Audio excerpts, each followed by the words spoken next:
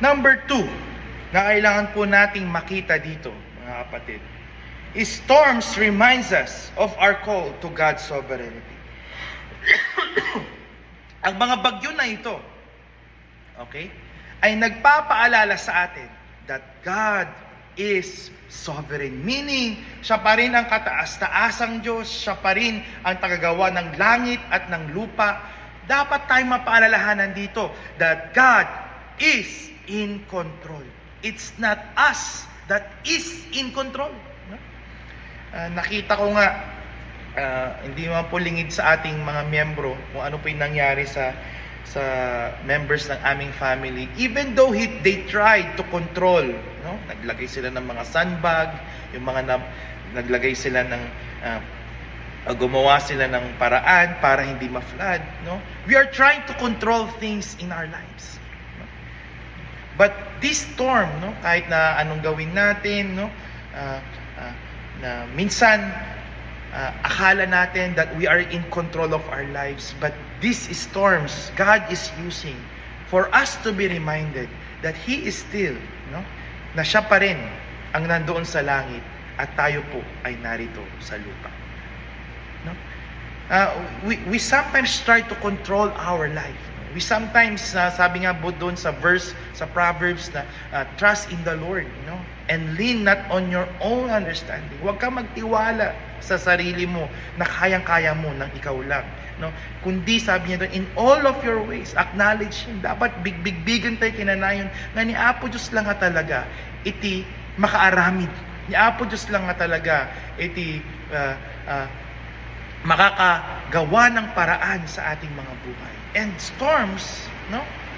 Storms really, no, can manifest that, no? He is the God who is in control of you. Sa verse 3 kay Jonah, sa Jonah chapter 1, but Jonah ran away from the Lord and headed for Tarshish. So, akala ni Jonah, siya pa rin ang man-control ng buhay niya. Kaya sabi niya, magdidesisyon na lang ako, pupunta ako ng Tarshish. Sabi niya gano'n. He went aboard and sailed to Tarshish. Then the Lord sent a great wind on the sea, and such a violent storm arose that the ship threatened to break up.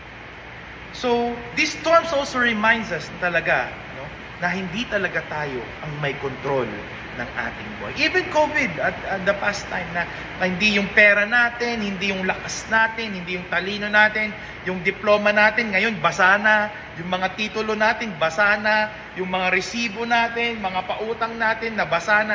Why? Why? Yeah? Because God is reminding us to remind us that God is still the one who is in control of our lives.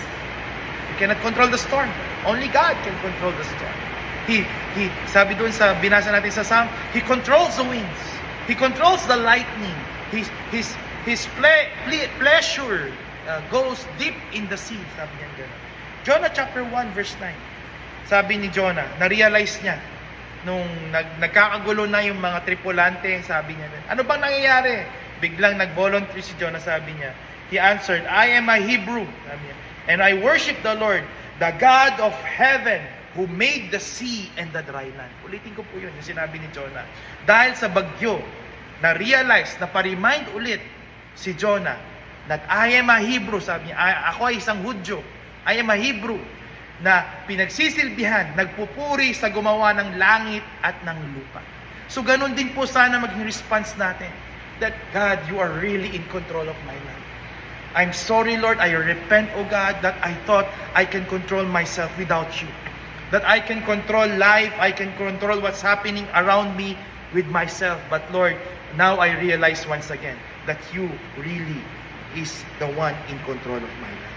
Amen po ba? Amen po ba? Matthew chapter 8 verse 26, he replied, You of little faith, why are you so afraid? Then he got up and rebuked the winds and the waves, and it was completely calm. So, pinahintulutan ni Lord ang bagyo just to show the people, no, these disciples, that He is the one in control. Kaya pinapahintulutan niya ito for us to realize that He is still the one in control of our lives. He is the one in control of your life. He is the one in control of my life. He is the one in control of everything that is happening in our